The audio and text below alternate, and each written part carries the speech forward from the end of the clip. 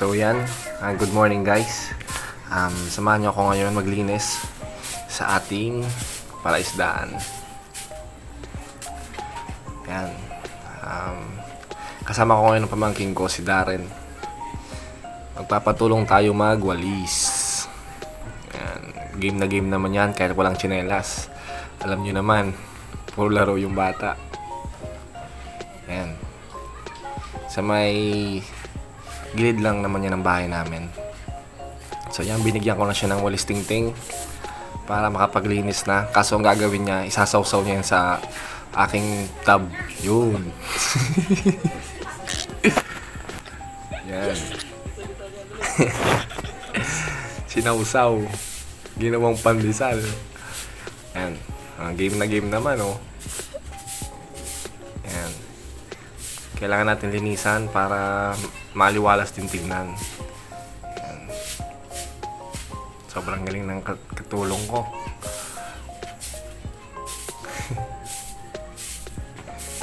Yan. Every weekend lang ako nakakapaglinis. Kasi yun ang aking day off. Pag Lunes hanggang Biyernes may trabaho tayo.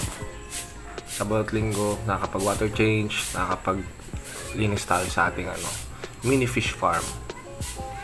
Yan.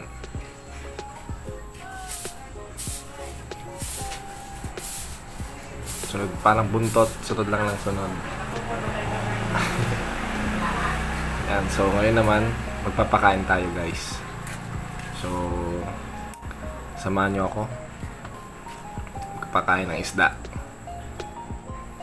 Ang ginagamit ko pagkain ay decapsulated BBS. Yan. Pwede siyang direkta nyo na, pwede nyo rin ganyan gagawin ko. Alagay ko siya sa tubig, maligam-gam lang muna, tapos dadagdagan nyo na lang para matunaw yung yung pagkain. Tapos sasabayan ko na din ng PO1. Yan. Para mas madali makapagpataba at maganda yung paglaki ng mga isda. Yan, halu-haluin para di buo-buo. Tapos ay dadagdagan ko na ng tubig para mas madami din. Yan. Ang tubig niyan dapat kailangan galing sa pond or kaya naman tap water. Huwag yung may chlorine kasi makakasama yun sa isda. Yan. Paunti-unti lang. Mga gapi. Yan, inuuna ko. Yan, pamangkin ko. Yan. Mga mollies ko nandyan. May ilang strain na ako ng mollies. 5. May 5 strain na ako ng mollies. Meron akong golden blue tail. Meron akong EBBM. Meron akong BKBM. PKBM tsaka full gold. Yan.